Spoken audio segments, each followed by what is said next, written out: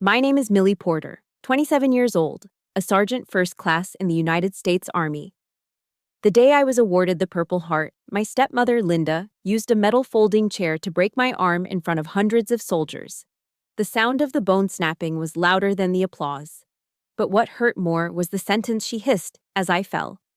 A sentence that not even the enemy in Kandahar had ever dared to say to me. "Who do you think you are, you whore? You put on that suit and think you're better than us? You're still just Porter trash." She, my father, and their precious son all laughed in triumph. They didn't know that the 3-star general I had just helped was holding a file that could bury their entire family alive.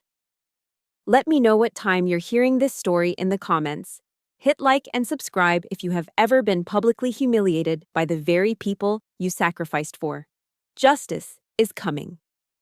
The weight of the Army service uniform, the blue dress as we call it, is something you never get used to.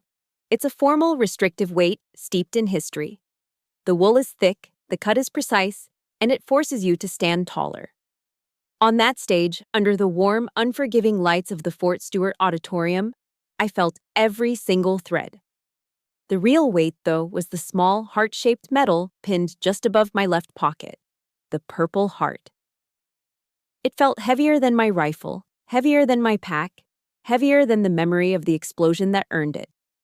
A wave of polite, respectful applause washed over me from the sea of uniformed soldiers and their families. For a fleeting second, a fragile sense of pride swelled in my chest. This was the moment they tell you about in basic training, the moment that's supposed to make all the sleepless nights, the grueling marches, and the terror of combat worthwhile. This was validation. This was honor. But my honor felt hollow, and my pride was a lonely island.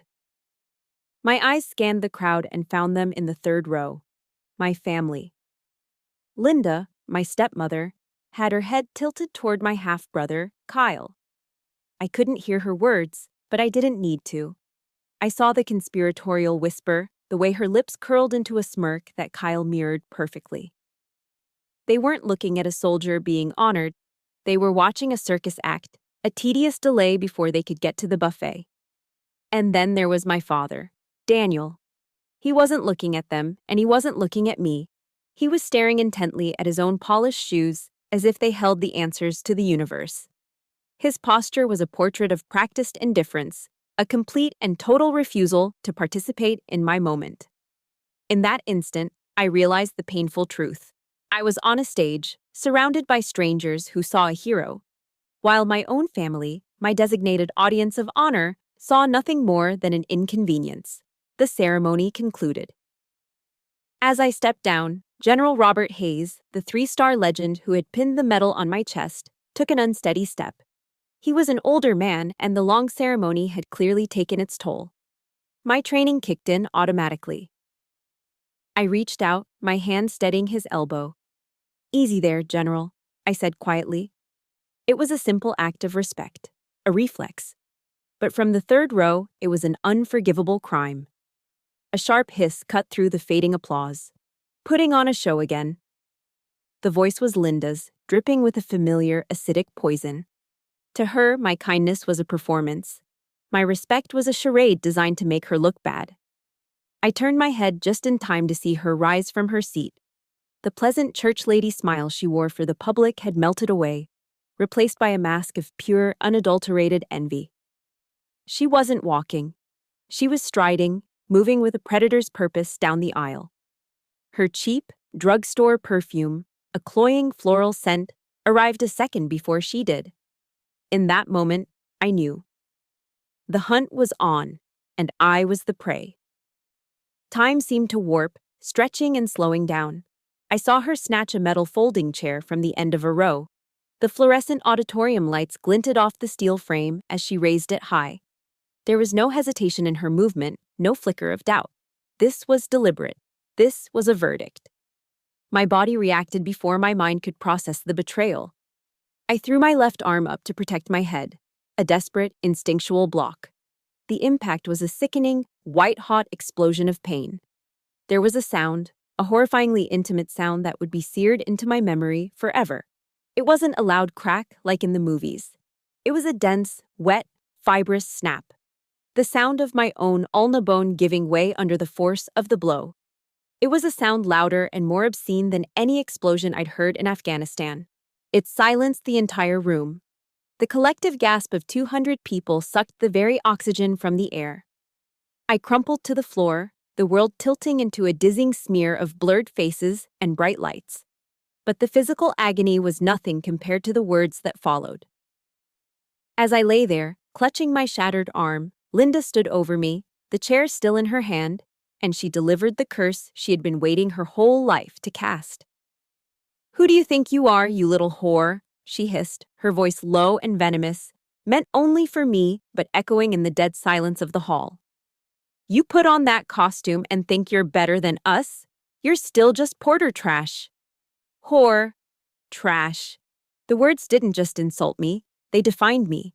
They were the labels they had stitched into my soul since I was a child. They were meant to strip away the uniform, the rank, the medal, and remind me that in their world, I would never be anything more than the dirt on their shoes. The most horrific part wasn't the broken bone or the vile words. It was what happened next. Through the haze of pain, I heard a bark of laughter, sharp and cruel. It was Kyle. He was laughing with genuine, unrestrained delight, his face glowing with satisfaction as he watched his older sister writhing in agony and humiliation. And then, my eyes found my father. He sat perfectly still, a statue of cowardice in his Sunday best. He did not move to help me. He did not cry out in protest. He did not even flinch. His empty eyes met mine for a fraction of a second before darting back to the safety of the floor. There was no anger, no shock, no pity. There was nothing. And that nothing was the cruelest complicity of all. His silence wasn't just inaction. It was an endorsement. It was his quiet, unspoken agreement with every word Linda had said, with every ounce of force she had put into that swing. His silence told me, yes, you deserve this. Linda's strike had broken my arm. My father's silence had just shattered my soul. Just as the darkness began to creep into the edges of my vision, a shadow fell over me. Strong hands gently gripped my good arm. It was General Hayes, his face a mask of cold, controlled fury. He pulled me carefully to my feet, his eyes never leaving the Porter family. He didn't say a word to them. He didn't have to. With me leaning on him, he looked past them, toward the main entrance of the auditorium. His chin lifted in a barely perceptible, yet unmistakable signal. At the back of the hall, 2 military police officers, who had been standing at ease, immediately straightened up. They understood the command. They began to move. The harsh, sterile light of the base infirmary was a world away from the warm glow of the auditorium. A young medic, his face a mask of professional calm that couldn't quite hide his horror, was carefully cutting away the sleeve of my dress blues. The pain in my arm was a dull, throbbing bass line beneath the sharp treble of humiliation.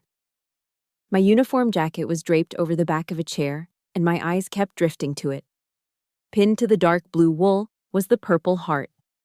I noticed a tiny dark smear on the rich purple ribbon, almost invisible, a single speck of my own blood.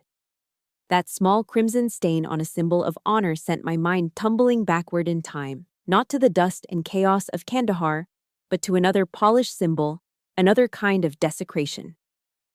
Back to a sunlit bedroom in Charleston, South Carolina, and the day my spirit was broken, long before my bone ever was. Growing up, my bedroom was my sanctuary, and its centerpiece was a long wooden shelf my grandfather had built. That shelf was my entire identity. It groaned under the weight of my achievements. Dozens of medals on bright ribbons and rows of gleaming golden trophies from track and field. 100-meter dash, 200-meter, 400 relay. Each one represented hundreds of hours of sweat, burning lungs, and the sweet taste of victory. They were proof. Proof that I, Millie Porter, was good at something. That I was more than just the quiet stepdaughter who tried to stay out of the way. That shelf was the only place in the world I felt seen. I was 15. I came home from practice one Tuesday afternoon, my gym bag slung over my shoulder, and the first thing I noticed was the silence. The shelf was empty. Bare wood. Not a single trophy, not a single medal remained. Dust outlines were the only ghosts of what had been there. A cold dread, heavy and suffocating, settled in my stomach. I found Linda in the living room, casually painting her nails a violent shade of pink. The acrid smell of nail polish remover hung in the air. She didn't look up when I walked in. "Linda," I began, my voice trembling slightly. My trophies. They're gone." She blew gently on her nails, then inspected them with a critical eye. "Oh, that," she said, her tone utterly dismissive, as if I'd asked about a misplaced pair of socks. "I was just tidying up. All that cheap scrap metal was taking up so much space, honey." Kyle needed room for his new comic book collection. Scrap metal. The words hit me harder than any fist could. I stood there, frozen, unable to form a reply. She hadn't just cleaned my room. She had erased my history. She had taken the one thing that was mine, the one thing I had earned, and declared it worthless. I found them later, just as I knew I would. They were in the big green trash can out by the curb, tossed in with coffee grounds and greasy pizza boxes. I pulled them out, one by one. The proud, winged figure on top of my state finals trophy was bent sideways, its golden plating scraped and smeared with grime. I sat on the grass behind our house that afternoon, trying to bend them back into shape, crying silent, hot tears of pure, helpless rage. That was the day I learned the Porter family rule. My accomplishments were disposable. The rule was reinforced 2 years later. My first real Army paycheck hit my bank account at Fort Jackson. It wasn't much, but to me, it felt like a fortune. It was the first money I'd ever earned that was completely my own. I had a plan. I was going to the PX and buying myself a pair of sturdy, beautiful leather boots I'd been eyeing for weeks. A small gift, a reward for surviving the hell of basic training. That evening, I called home, wanting to share my good news. My father answered. The moment he heard my voice, he started in with a fake, tearful tremor. It was a performance I knew all too well. He'd had a bad run at the poker table, he sobbed. He owed some guys money, serious money. He didn't know what he was going to do. Linda got on the extension, her voice all sweet concern, mentioning how the refrigerator was on its last legs and how a new one would be a blessing for the whole family. The dream of my new boots dissolved into the static of their demands. I wired them nearly the entire amount, leaving myself just enough for toothpaste and soap. I waited for a thank you. A text? Anything. Nothing came, not from them anyway. 2 days later, a message from Kyle popped up on my phone. "Send more next time. This isn't enough for the new sneakers I want. No hello. No thank you. Just a demand." I wasn't a daughter or a sister. I was an ATM. My father's resentment went deeper than money. Daniel had dreamed of going to West Point his whole life, but his grades and his attitude had slammed that door shut. My success in the one institution he revered was a personal insult, a constant walking reminder of his own failure. He never once told me he was proud. Instead, he'd get a few beers in him on my visits home, and the bitterness would spill out. "The Army's different now," he'd slur, staring at the TV, never at me. "They take women. It wasn't like that in my day. It was tougher then." He could never look me in the eye when I was in uniform. He'd look at my boots, my insignia, the wall behind me, anywhere but at my face. My uniform wasn't a source of pride for him. It was a mirror reflecting a life he never had. The ultimate lesson in my own insignificance came on Thanksgiving. I was stationed at Fort Bragg and managed to get a surprise 72-hour leave. I was ecstatic. I drove the 5 hours straight through the night, fueled by gas station coffee and the fantasy of a real family holiday.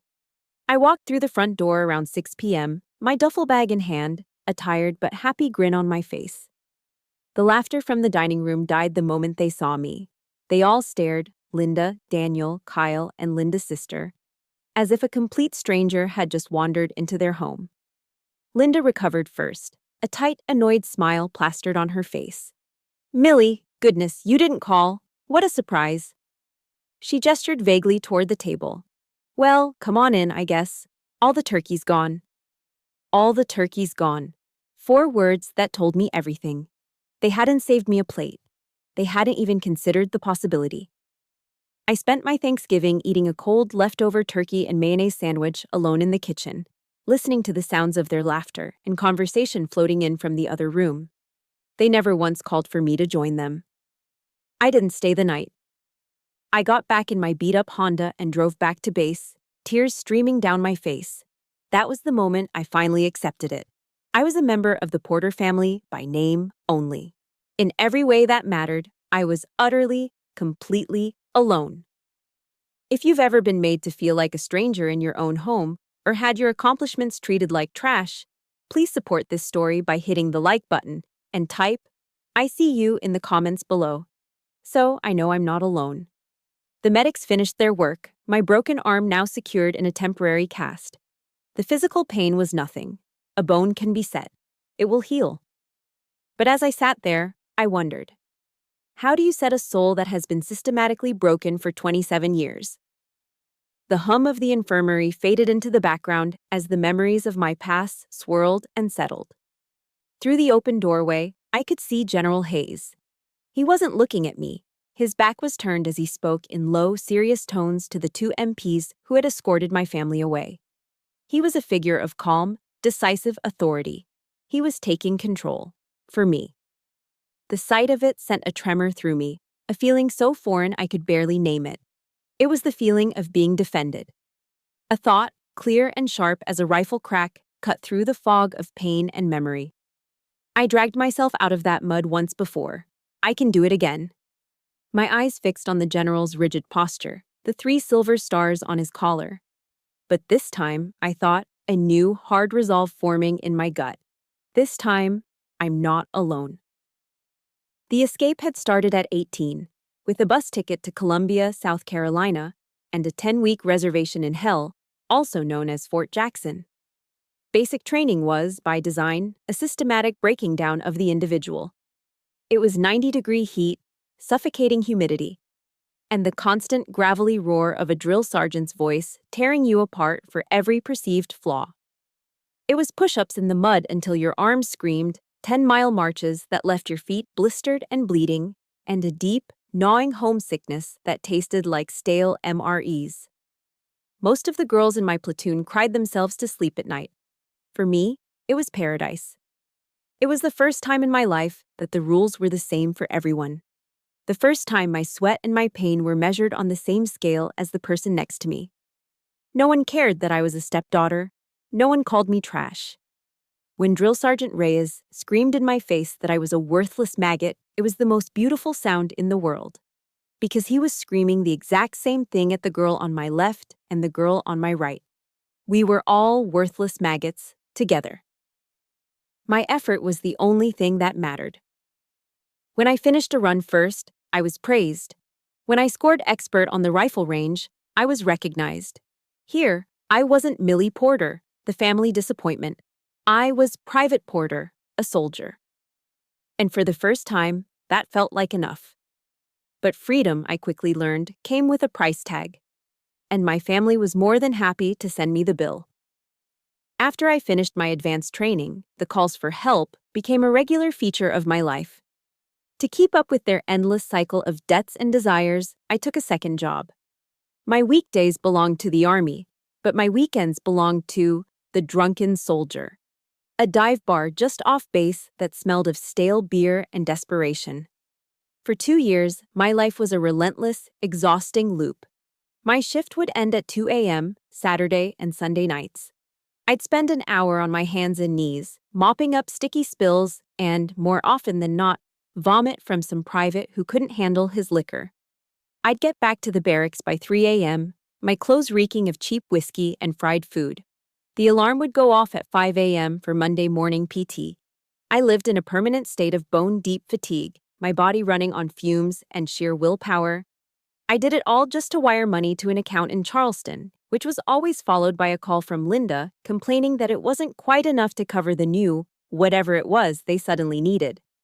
The breaking point, the moment a crucial wire inside me finally snapped, came not on a sticky bar floor, but in the dust and heat of Kandahar, Afghanistan. Our platoon had been ambushed on patrol that day.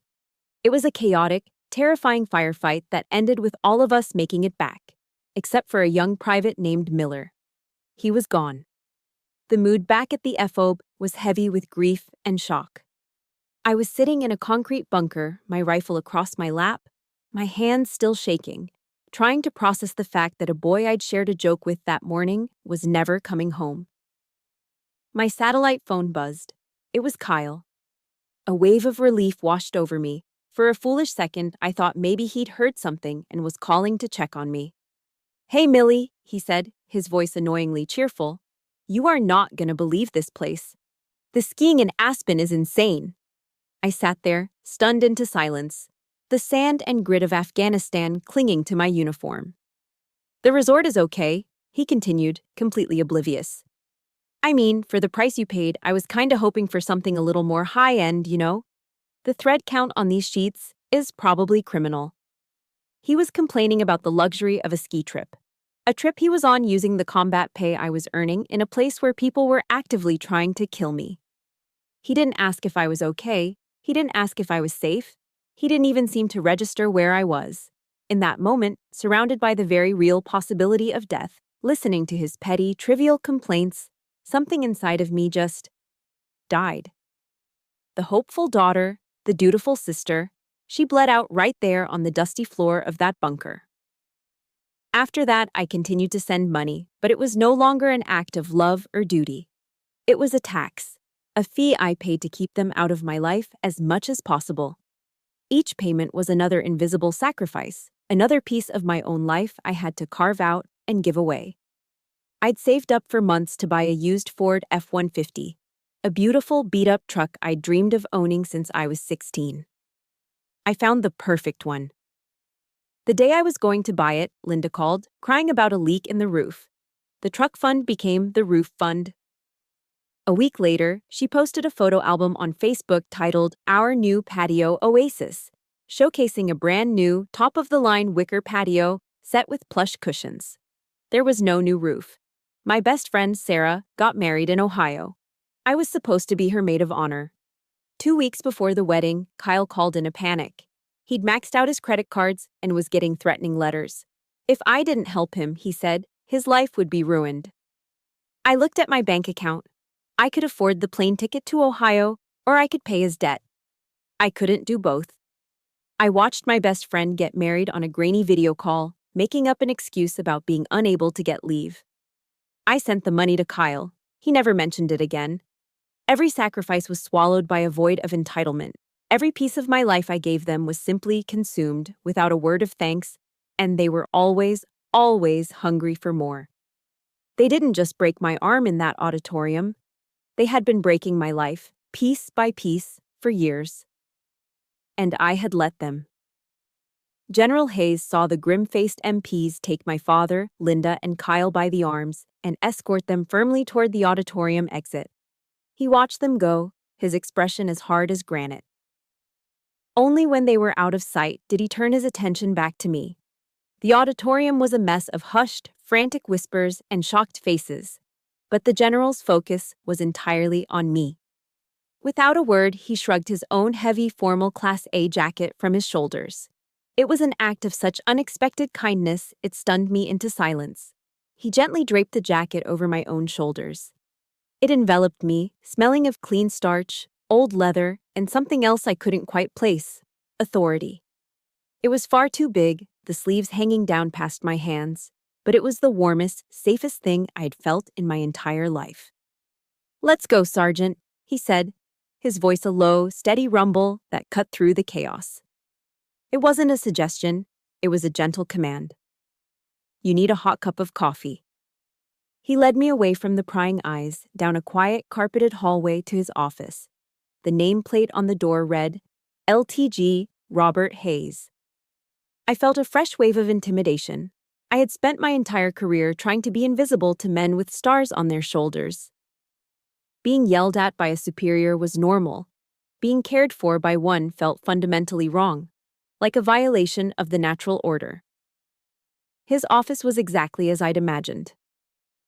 A large, dark mahogany desk stood before a wall of flags, standing silent and proud in their gilded stands.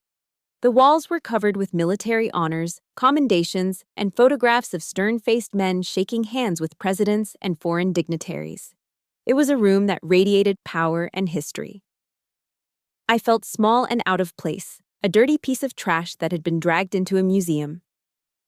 I stood awkwardly by the door, clutching the oversized jacket around me. General Hayes didn't sit behind his desk. He walked over to a small side table where a Keurig machine sat. He took 2 clean, heavy ceramic mugs from a cabinet. "Cream, sugar?" he asked, his back to me. "Black is fine, sir," I mumbled, my voice barely a whisper. He didn't press me about what happened. He didn't ask if I was okay. He didn't say a word about my family. He simply prepared the coffee, the quiet whir and gurgle of the machine the only sounds in the room. He brought one of the mugs over, holding it with 2 hands, and offered it to me.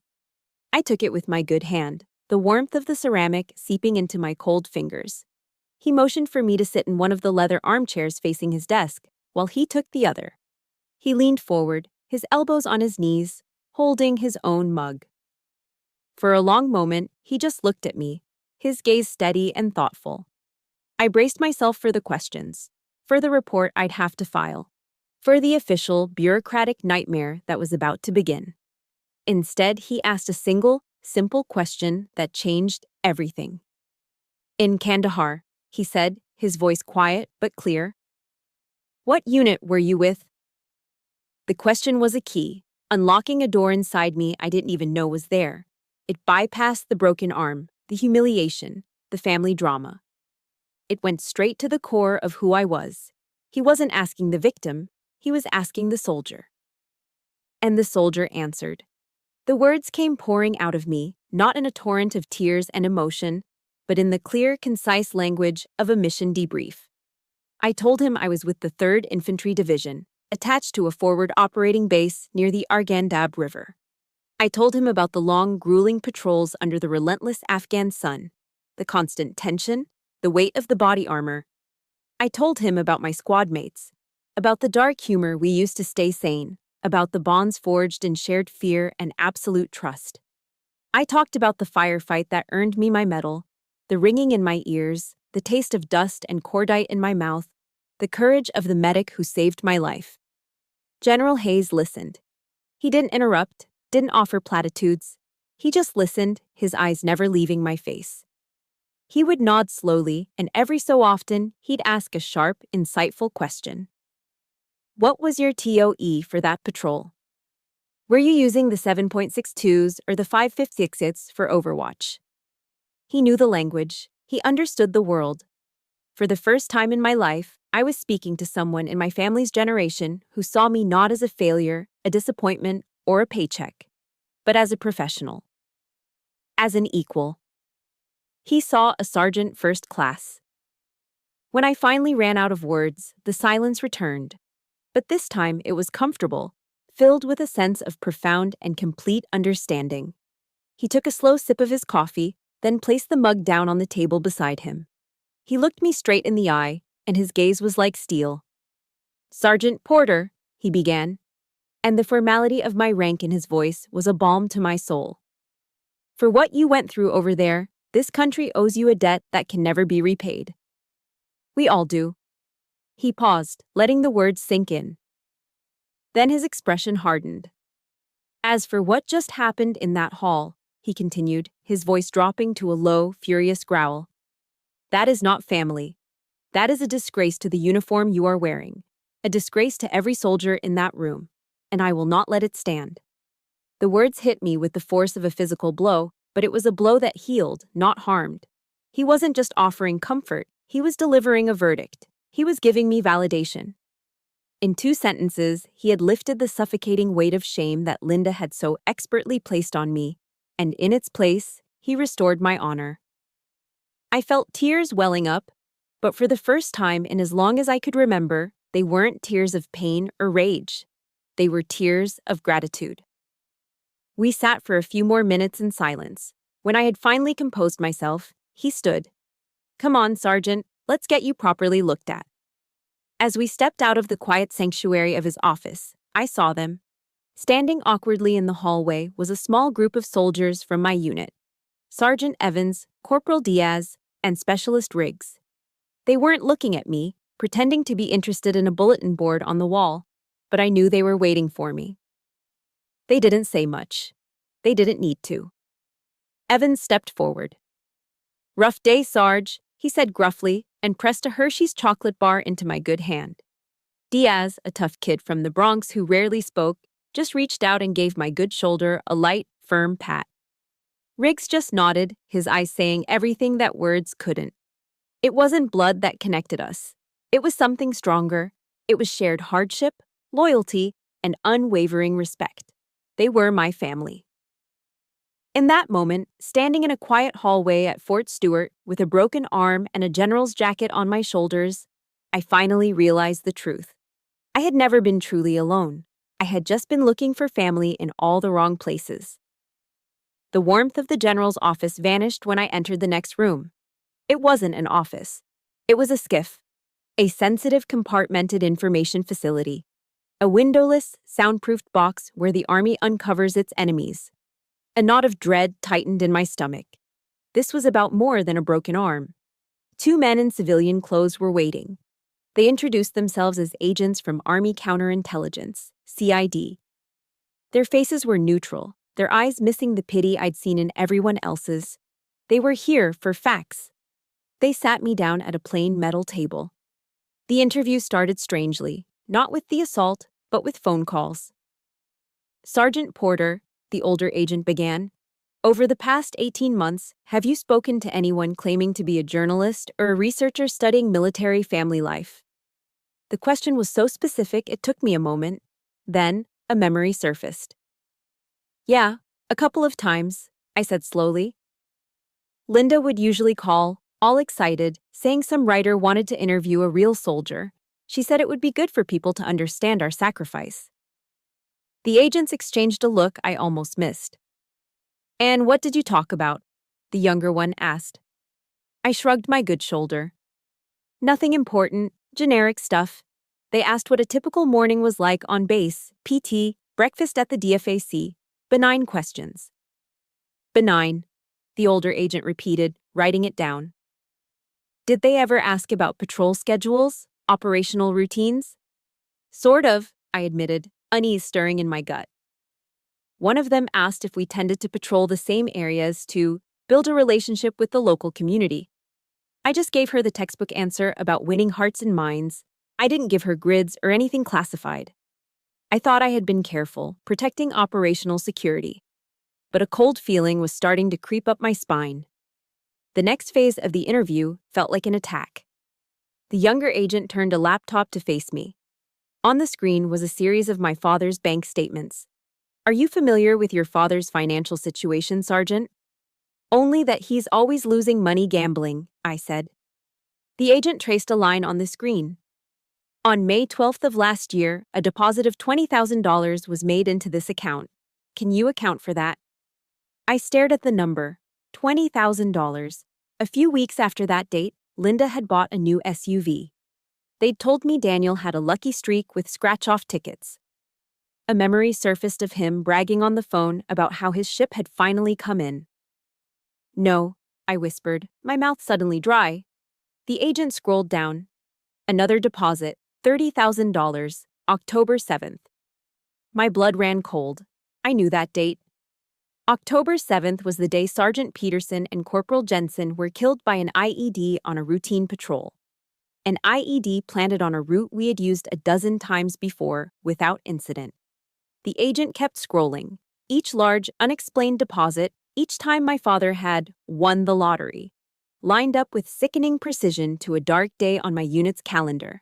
An attack, a casualty, a tragedy. The new patio furniture, the shopping sprees, the Aspen ski trip. It was all there. A timeline of greed paid for in blood. A wave of nausea washed over me. This wasn't coincidence. This was a pattern. Then came the final piece. They showed me the chat logs from a gaming forum Kyle frequented, pages of his online conversations under the username GoldenBoy43. He was bragging to his online friends, people he only knew by screen names, about his big sister, the Army sergeant. He posted pictures I'd sent home, of me and my squad mates in front of our MR app, photos taken inside the wire. He talked about my leave schedule, when I'd be flying home for R&R. He even dropped the names of guys in my platoon, complaining about how one of them, Sergeant Davis, was a hard ass. The information was piecemeal, trivial details. But the agents explained how, to an enemy analyst, these scraps were gold. A photo from inside the base could reveal layout vulnerabilities. A leave schedule could pinpoint troop rotation times. A name could be cross-referenced, a soldier targeted.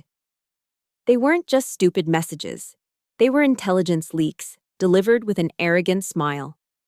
I sat there in the sterile room, the evidence laid out before me, the innocent questions from the researchers, the sudden windfalls of cash following tragedy, the moronic bragging of my half-brother. It wasn't a series of separate events. It was a network, a conspiracy, my family. For years, I thought their cruelty was a simple, ugly thing, a cocktail of jealousy and resentment. But this was something else, a calculated, monstrous betrayal. They hadn't just used me for my money. They had used my service, my patriotism, my life as a commodity to be sold. My desire to be a good daughter, to answer their questions, to share my life with them. They had weaponized it all against me. I had been their unwitting spy. The pain in my arm was a distant, insignificant ache. It was nothing. A clean break. This was a deep, septic wound. They hadn't just taken my money. They had sold my safety. They had sold the safety of my brothers and sisters in arms. They had sold out my country. The agents finished their questions and left me alone in the silent, humming room. The broken bone was a trivial injury. The real damage was the ragged hole they had just torn through the center of my life. A few minutes later, the heavy door opened and General Hayes stepped inside, his face grim. The air was thick with the horror of what we now both knew. He sat opposite me at the metal table. Finally, he pushed a slim manila file across the table. It was terrifying in its simplicity. "Sergeant," he said, his voice low and heavy, "we need your help. There are details in your calls home that we need to clarify. This is much worse than you think." Inside the cold, sterile walls of the SIF, I thought the worst was over. I thought the horror had reached its peak. I was wrong. The older CID agent slid a final piece of paper across the metal table. It wasn't a document, it was a photograph. My breath caught in my throat. It was a candid shot, taken on a sunny afternoon in Kandahar. A smiling young man with kind eyes and a grease stain on his cheek was patiently showing me how to clear a jam in my M4 rifle. Sergeant Mark Davis. He was a good man, a great NCO, patient, fair, and fiercely protective of his soldiers. He'd been standing less than 10 feet from me when the IED detonated, the same ambush that had sent me home with a concussion and a leg full of shrapnel. The same ambush that had sent Mark home in a flag-draped casket. 2 days before the attack on Sergeant Davis's platoon, the agent said, his voice devoid of emotion, "A final payment of $50,000 was wired to your father's account." He slid a bank statement next to the photo. The date glowed on the paper like a radioactive isotope.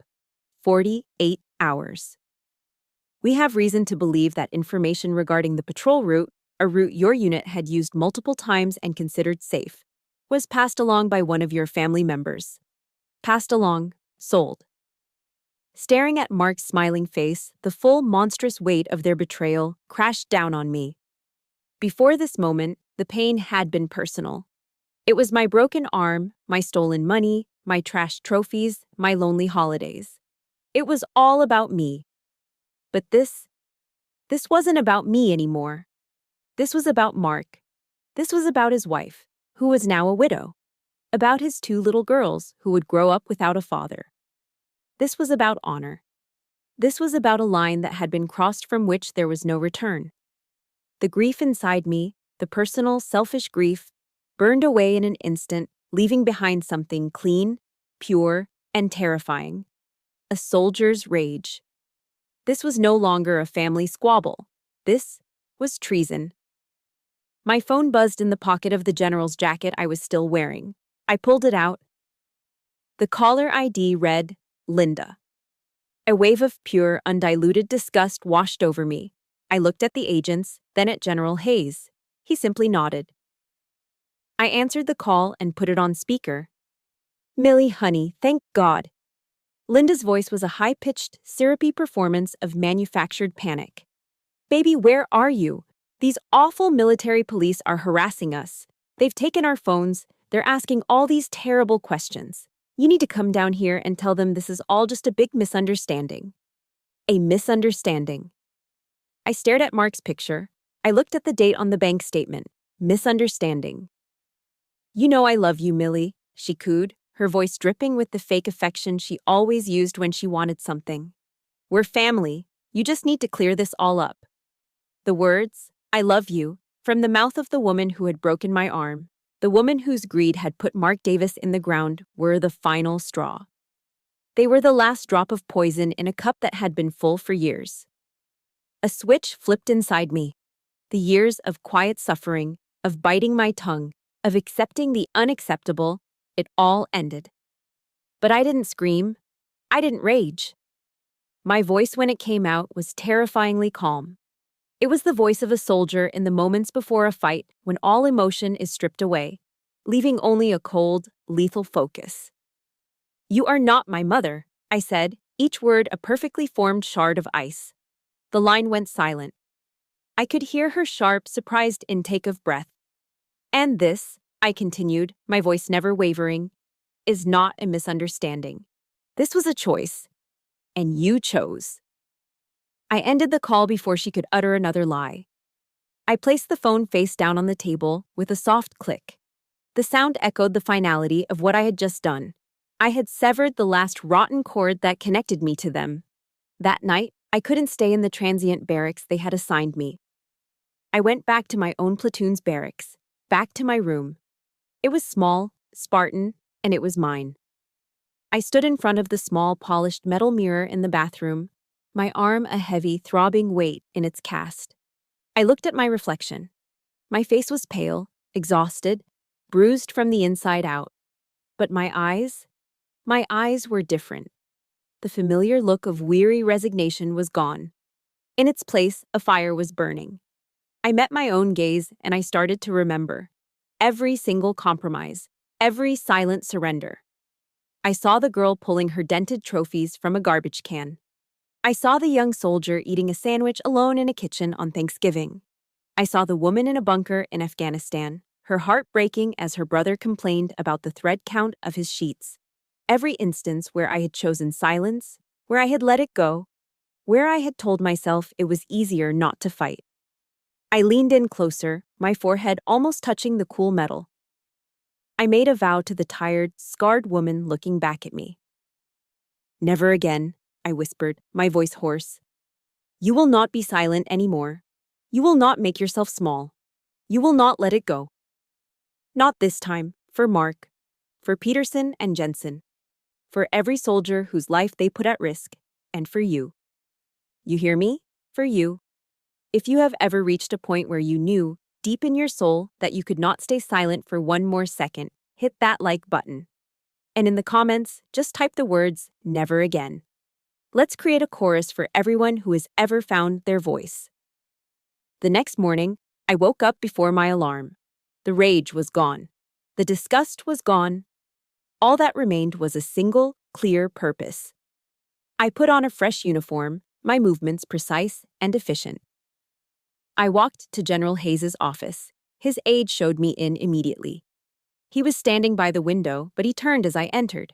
I didn't wait for him to speak. I walked to the center of the room and came to the position of attention, my good arm straight at my side. My face was a mask of pure military focus. The broken, confused victim was gone. General, sir, I said, and my voice was like steel. I've been their victim for 27 years. Now I want to be the witness that puts them away. A slow, grim smile touched the corners of his mouth. He looked at me, not with the pity he'd shown me yesterday, but with the deep, unwavering respect of a commander looking at one of his own. Welcome back, Sergeant. My declaration in General Hayes' office was a turning point. I had crossed a line, and there was no going back. The general led me from his office not to another sterile interrogation room, but to the base's Tactical Operations Center. It was a place I'd only ever seen in spy movies, a cavernous, dimly lit room where the air hummed with the quiet energy of serious business. One wall was a mosaic of glowing screens displaying maps, data streams, and encrypted communications. Intelligence officers and analysts sat at their stations, their faces illuminated by the blue light of their monitors, speaking in low, clipped tones. This was the nerve center of the base. This was a war room. General Hayes stood beside a large central briefing table. He, the two CID agents, and a stern-looking woman in a JAG Corps uniform were waiting for me. "Sergeant Porter," the general began, his voice echoing slightly in the vast room. "Welcome to the planning phase." He gestured to the faces around the table. "You have the full and undivided attention of this command. Now, let's get to work." He laid out the strategy, and it was as audacious as it was brilliant. They weren't going to quietly arrest the Porters and let the case disappear into the labyrinth of the military justice system. That would be too easy, too private. Justice, he explained, needed to be as public as the crime. "They tried to strip you of your honor in front of your peers, Sergeant," he said, his eyes locking onto mine with a cold fire. "It is only fitting that they lose theirs in the exact same place, in front of the exact same audience." The plan was set. They would reconvene the awards ceremony. They would turn the scene of my humiliation into the stage for their destruction. "They wanted to make a public spectacle of you," he finished, a grim smile on his face. "We are going to give them a spectacle they will never forget." For the next hour, they walked me through their case. It wasn't a thin file of suspicions. It was a mountain of irrefutable proof. A CID agent handed me a thick, heavy binder.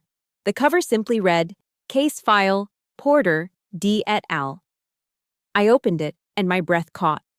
It was all there, a meticulous and damning portrait of their betrayal. It wasn't just the bank statements I had already seen. It was so much more. There were transcripts of audio recordings, grainy but unmistakable, of Linda speaking on the phone with her foreign handler, her voice shifting from the sweet, church lady tone she used with me to a greedy, conspiratorial whisper as she negotiated prices for information. There were printed emails Daniel had sent from a computer at the Charleston Public Library, IP addresses and timestamps neatly logged. He had used a coded language, complaining about the cost of repairs for his old fishing boat in messages that were clearly about selling patrol schedules. They had even found a sworn statement from one of Kyle's local friends, a terrified young man who admitted that Kyle had offered him $500 for details about his brother's deployment schedule from another unit at Fort Stewart. The evidence was an ironclad cage. My testimony, my pain, was no longer just a story. It was the key that locked the door. For the first time, I felt the ground firm up beneath my feet. This wasn't just about my feelings anymore. This was about facts. Hard, cold, undeniable facts. My weapon wasn't just the truth. It was the truth documented, stamped, and cross-referenced. Next came the preparation. The JAG officer, a sharp, no-nonsense major named Hansen, sat with me in a small briefing room for hours. Her job was to turn my 27 years of chaotic emotional pain into a clear, concise, and powerful testimony.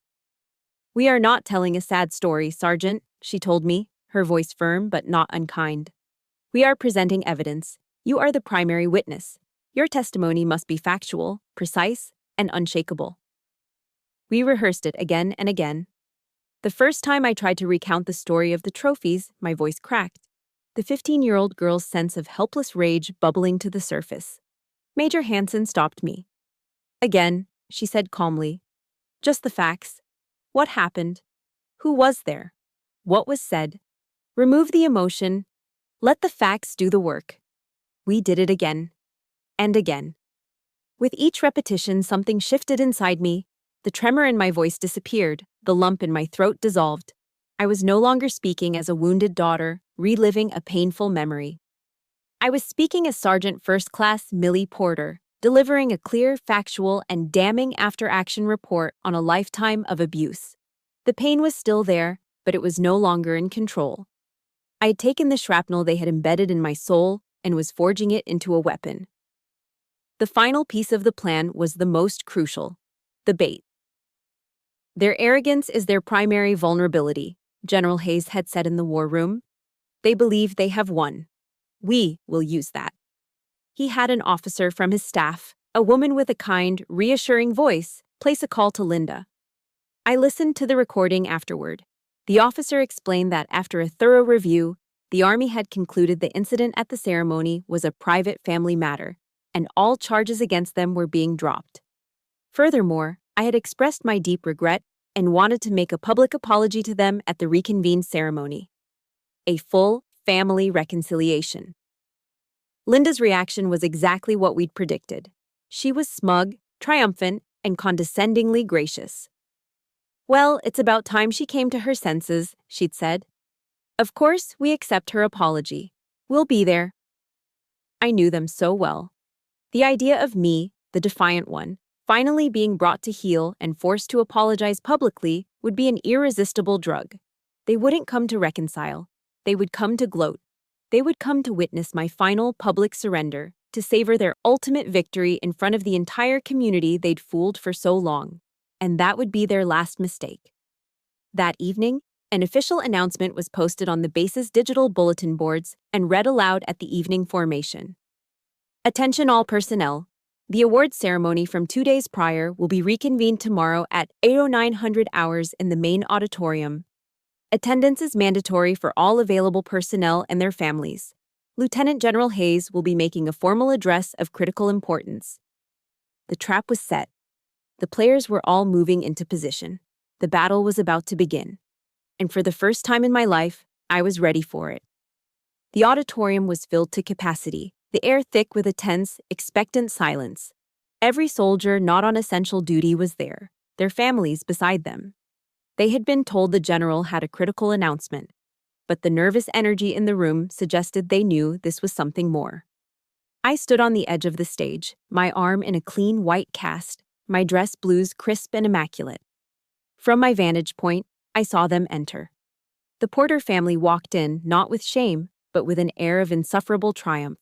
Linda led the way, a vision in a pastel pink suit, her head held high. She even paused to smile and wave at an acquaintance, the perfect picture of a respected member of the community. My father trailed behind her, his shoulders slightly stooped, but a relieved smirk on his face. And then came Kyle, swaggering in his expensive sneakers, looking around as if he owned the place. They took their seats in the front row, reserved especially for them, and sat back, waiting for the show to begin. They were here for their pound of flesh. They were here to watch me, the rebellious daughter, publicly apologize and beg for their forgiveness. Their arrogance was a physical thing, a sickeningly sweet perfume filling the air around them. I met Linda's gaze across the room. She gave me a small, triumphant smile, a look that said, "See? I always win." I didn't flinch. I didn't look away. I simply held her gaze, and for the first time, I felt nothing. Not fear, not anger. Just a cold, distant pity for the pathetic, hollow creature she was. General Hayes strode to the podium. The room fell utterly silent.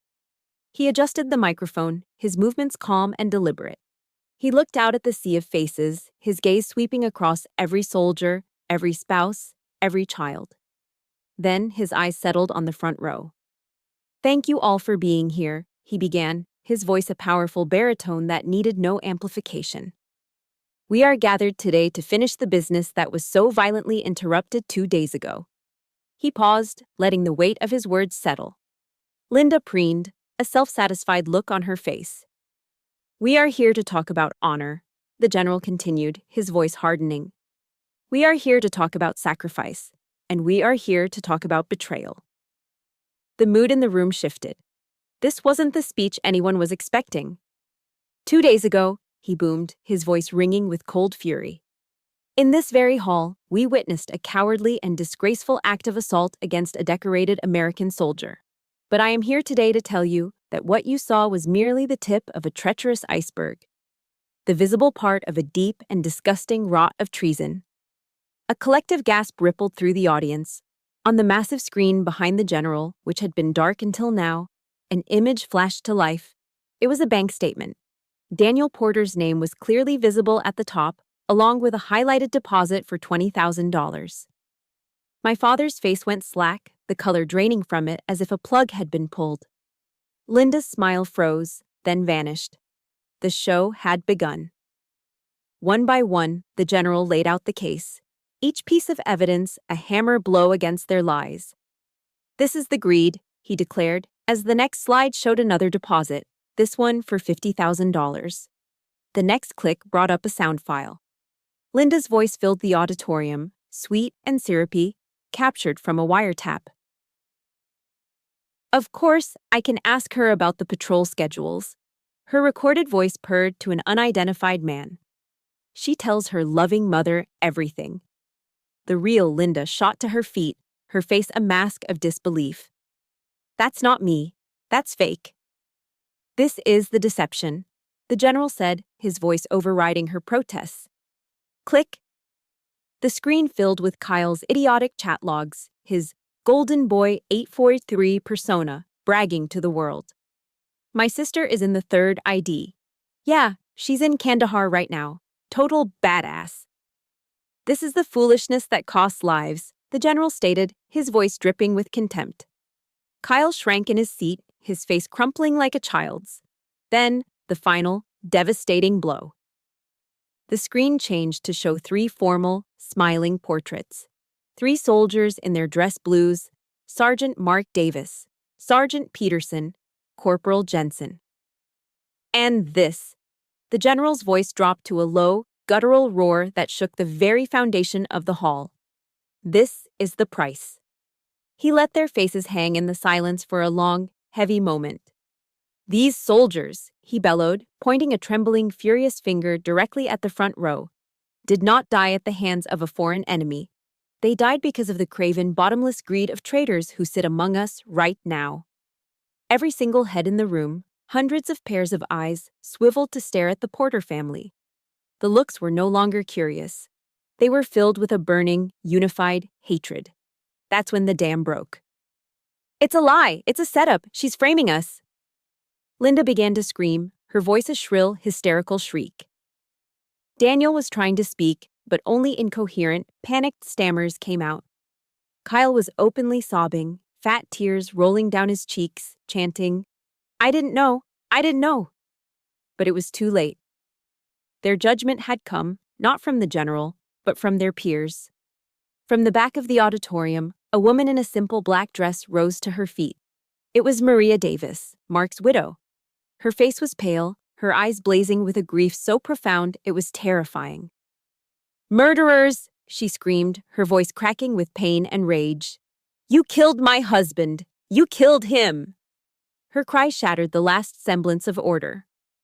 On cue, the side doors of the auditorium burst open and a dozen MPs marched in, moving with grim, practiced efficiency. They formed a cordon, cutting off the front row from the rest of the enraged crowd. Two MPs moved toward Linda, who was still screaming about conspiracies. As they reached for her arms to cuff her, she tried to pull away, stumbling backward. Her heel caught on the leg of a chair. She went down hard. There was a soft snap.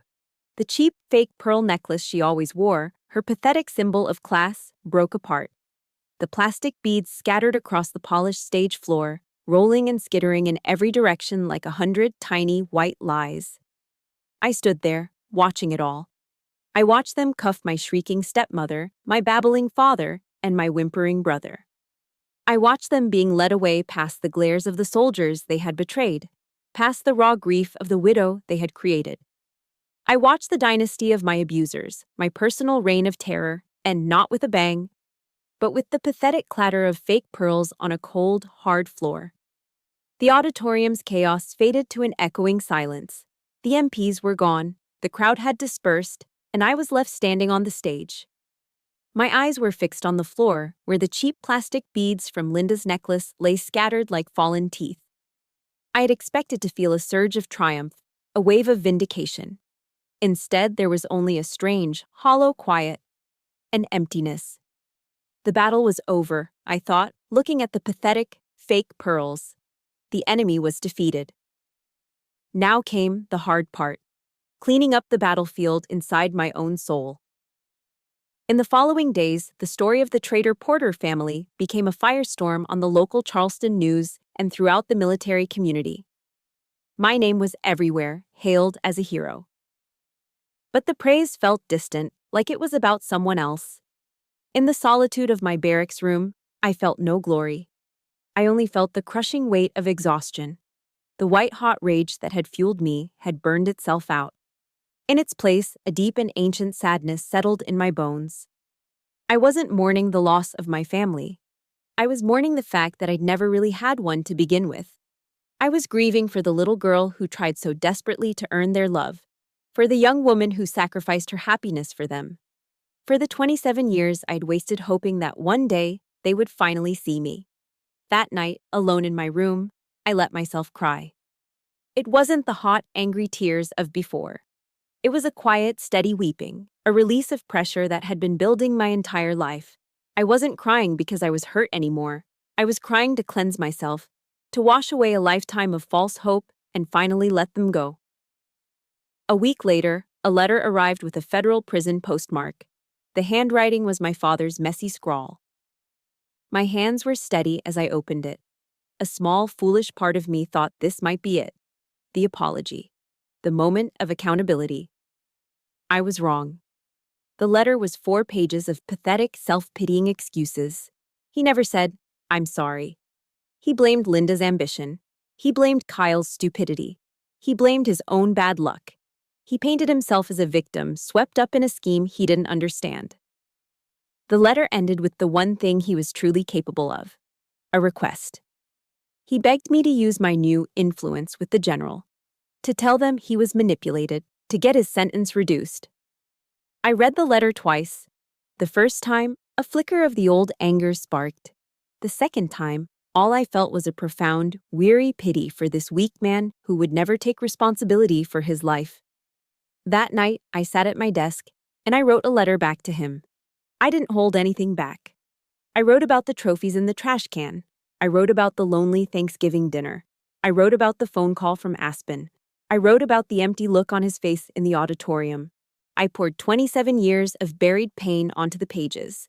When I was done, my hand ached. I read my letter over once, folded it neatly, and walked outside into the cool Georgia night. I took out my Zippo, the same one I'd carried in Afghanistan, and set the letter on fire. I watched as the paper curled and blackened, my words turning to ash and smoke before drifting up into the starry sky. I didn't need him to read it. I didn't need him to understand. I just needed to say it. Burning it was my own private closure. I was releasing the words, and with them, I was releasing him. The final goodbye was the hardest. A JAG lawyer informed me I was needed to identify some personal items for the case file. It was a formality that meant one last visit. I met Kyle in the sterile visiting room of the Federal Detention Center. The swagger and arrogance were gone. He was thin and pale, his eyes wide with terror. He was wearing an orange jumpsuit that hung off his bony frame. He was no longer the golden boy. He was just a scared kid. He started crying the moment he saw me. "Millie, I'm so sorry," he sobbed through the plexiglass divider. "I didn't know what they were doing. I swear, I was so stupid. Please, you have to forgive me." I looked at the boy who had been the center of their universe, the boy for whom all my sacrifices had been made. The anger was gone. The resentment had faded. I picked up the receiver. "I forgive you, Kyle," I said, my voice calm. Relief washed over his face. "But I want you to be clear about this," I continued. "I'm not forgiving you for your sake. I'm forgiving you for mine. I'm letting go of the anger because I refuse to carry it for another second. I forgive you so I can move on. But make no mistake, I will never forget what you did. Goodbye, Kyle." I placed the receiver back in its cradle, stood up, and walked out without looking back. That was the last time I ever saw a member of my blood family. A few days later, General Hayes asked me to take a walk. We strolled along the manicured paths of the base. "Courage isn't about having no scars, Sergeant," he said, his eyes on the horizon. "Courage is knowing those scars don't define you. They're just a map that shows where you've been, not where you're going." He stopped and turned to me. I've been thinking. We're starting a new mentorship program for young female recruits. A lot of them are struggling. They need a guide, someone tough who's been through the fire and come out stronger. He looked at me, a genuine smile in his eyes. I think you'd be the perfect person to lead it. And just like that, I saw it. A new path forward, a new purpose. My journey didn't end with the destruction of my old family. It was just the beginning. I had a new mission, to build a new legacy of strength and support, to make sure no other soldier ever had to fight their battles completely alone. The military tribunal was swift and decisive. The mountain of evidence presented by the prosecution was so overwhelming that a conviction was a foregone conclusion. Linda, Daniel, and Kyle Porter were all found guilty of conspiracy, espionage, and treason. The judge, a stern-faced colonel who had looked at them with undisguised contempt throughout the trial, handed down sentences that ensured they would spend the majority of their remaining lives behind bars. The Porter name, once a source of phony, middle-class pride in Charleston, became a synonym for traitor. The law had done its job. Justice, in the cold procedural sense, had been served. But I knew, deep in my soul, that my real justice, my true healing, wasn't going to be found in a courtroom. It had to be built, piece by piece, in the ruins of the life they had almost destroyed. 6 months after the trial, I stood on a different kind of stage. It was a small auditorium at Fort Jackson, the very place my own journey had begun. But this time, I wasn't a scared, lonely private. I was a sergeant first class. And my audience was a room full of young female recruits, their faces a mixture of bravado, excitement, and the same deep-seated fear I remembered so well. General Hayes's mentorship program had become my new mission. I didn't stand before them as a hero or a celebrity. I spoke to them as a survivor. I told them my story, not the salacious details of the trial, but the quiet, painful truths of my upbringing. I talked about the lonely struggle for self-worth, about the danger of letting others define you, and about the critical importance of setting boundaries, even with the people who are supposed to love you most. There's a writer and researcher I admire, Dr. Brené Brown, I told them, my voice steady and clear. She has this quote that I carry with me every single day. She says, "Only when we are brave enough to explore the darkness will we discover the infinite power of our light." I looked out at their young, hopeful faces. The Army will teach you to be physically tough, but your true strength, your resilience, will come from being brave enough to face your own darkness. And you never have to do it alone. After the talk, a young private, no older than 19, came up to me. Her eyes were red from crying. "Sergeant," she whispered, her voice thick with emotion, "thank you. No one's ever told me it was okay to say no to my family." She hugged me, a fierce, desperate embrace, and I hugged her back, feeling the profound, healing power of turning my deepest wounds into someone else's shield. The final piece of my journey, my own private mission, took place a year after that first, terrible day in the auditorium. I stood in the pre-dawn chill of a crisp autumn morning, the air smelling of wet leaves and clean, cold stone. I was at Arlington National Cemetery. The sun was just beginning to rise, casting long shadows across the endless, rolling hills of perfectly aligned white headstones. In the stillness of that sacred place, I found them. 3 graves, side by side. Sergeant Mark Davis, Sergeant Peterson, Corporal Jensen. I had brought 3 perfect, long-stemmed red roses. I knelt down, my knees pressing into the damp, cold grass, and placed 1 rose at the base of each headstone. I traced Mark's name with my fingers, the carved letters cold against my skin. I didn't cry. The time for tears was over. I stood up, brushed off my knees, and came to the position of attention. My hand snapped up in a sharp, perfect salute. I held it there, a silent promise to the men who lay beneath the grass. A final report. "Mission complete," I whispered to the quiet morning air. "Rest easy, brothers. Your honor has been satisfied." A gentle breeze rustled through the old oak trees, sending a shower of golden leaves drifting down around me.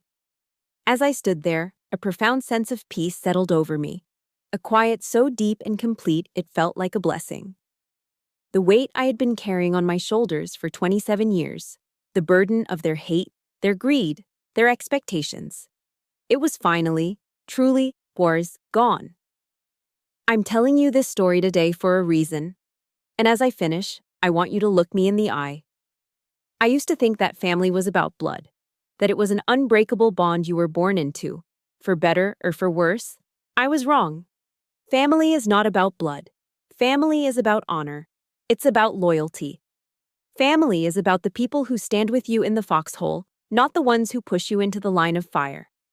If you are fighting a battle of your own right now, in a foxhole that feels lonely and dark, I want you to remember this. You are not alone. Look for your comrades. Find your chosen family. The ones who will fight alongside you, who will have your back no matter what. Know that setting a boundary to protect yourself isn't selfish.